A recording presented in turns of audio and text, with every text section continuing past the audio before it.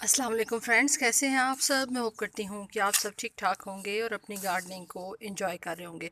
Friends, आज की जो वीडियो है उसके अंदर मैं अपना जो मोगरा प्लांट है या मोतिये का प्लांट है उसको जो है वो मैं आज रिपॉट कर रही हूँ। और जिस पॉट के अंदर अब वो लगा हुआ है वहाँ पे अब उसकी ग्रोथ नहीं हो रही, और ये टाइम आइडियल है कि आप अपने सारे जितने भी प्लांट्स हैं जो आपके परमानेंट हैं उनको आप इस टाइम पर रिपॉट कर सकते हैं।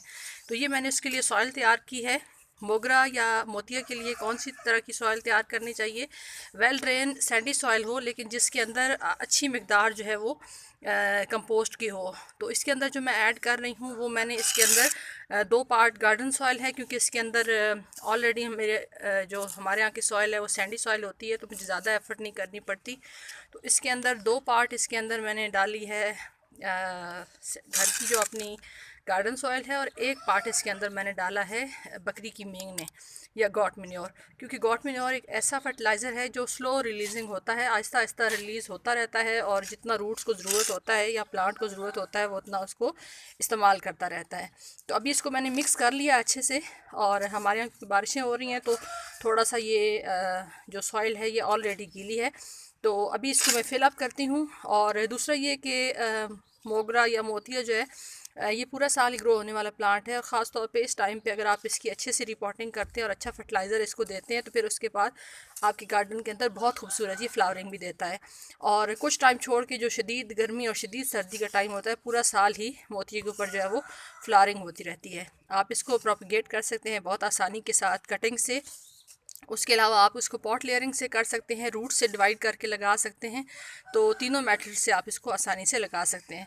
वैसे ज़्यादा जो यूज़ किया जाता है वो या तो पॉट लेयरिंग से होता है, या फिर ये होता है कि आप इसकी कटिंग लगा के इसको प्रोपगेट कर सकते हैं। सीड्स वगैरह का इस पर कोई चक्कर नहीं होता, इसलिए ये दोनों तरीके जो हैं ये, और कटिंग वाला आसान तरीका है, ज़्यादा इस्तेमाल वही किया जाता है।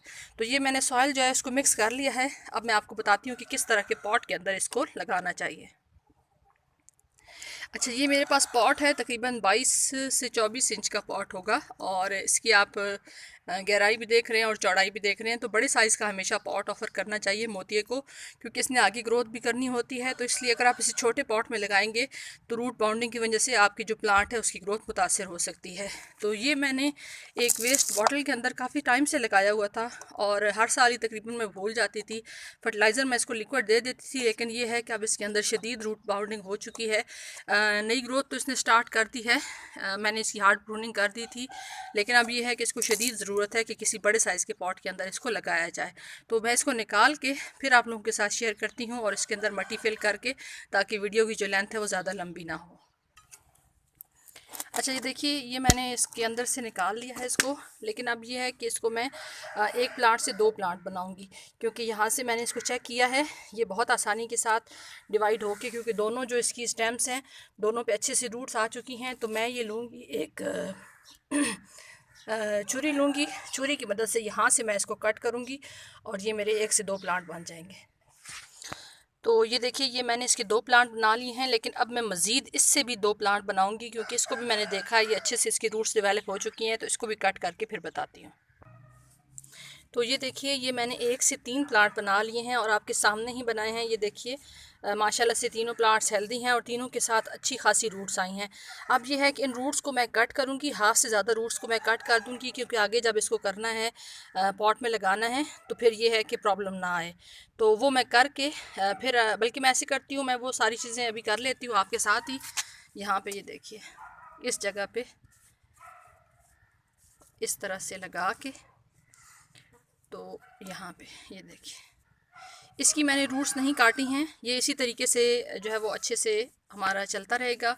और बाकी 2 जो है उनकी रूट्स जो है मैं कट करके और फिर पानी दे के इसको 2 से 3 दिन के लिए शेडी प्लेस पे रखूँगी, और उसके बाद फिर फुल सन के अंदर रख दूँगी। तो वीडियो अच्छी लगी हो तो प्लीज़ मेरी वीडियो को लाइक कर दीजिएगा, और चैनल पे न्यू है तो चैनल को सब्सक्राइब कर दीजिएगा। आप सबकी वीडियो देखने का बहुत बहुत शुक्रिया। अपना ख्याल रखिएगा। अल्लाह हाफिज़।